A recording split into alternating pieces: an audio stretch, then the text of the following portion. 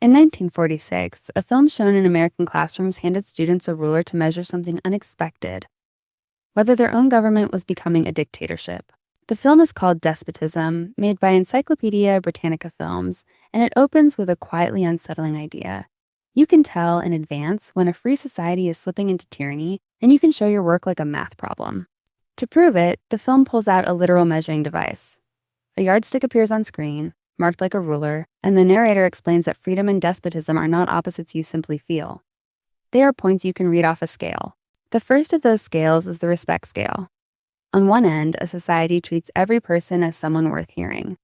On the other, it sorts people into groups and decides which ones deserve a voice. Slide toward the grouped end and you slide toward despotism. The second scale is the power scale. The question here is whether decisions are spread across many hands or funneled into fewer and fewer of them. A free country pushes power outward. A despotic one pulls it inward, toward a single point.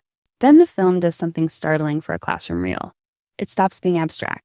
The narrator stops talking about scales and starts listing the warning signs you would actually read in the newspaper. Watch, it says, for extreme inequality, where a tiny fraction of people owns nearly everything while almost everyone else owns almost nothing. That gap, the film insists, is not a side effect of despotism. It is one of its foundations. Watch for who controls the story. A free society has many voices competing to describe what is real. A despotic one works to narrow them, until only a single version of the truth ever reaches you. And watch how people are treated when they disagree. In a free country, disagreement is ordinary and protected. On the road to despotism, it slowly becomes something the powerful decide to punish. What makes despotism eerie to watch today is its calm. There are no monsters on screen, no marching armies, no explosions.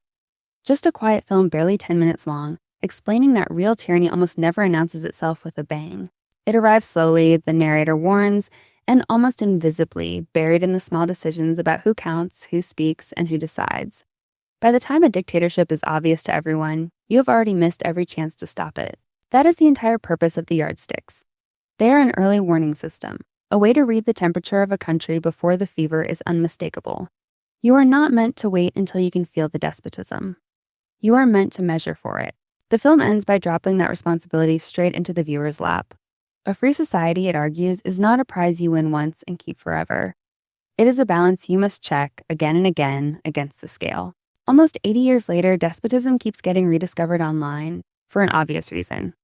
People watch a 1946 classroom film lay out a tyranny checklist and realize they can still score their own country against it today.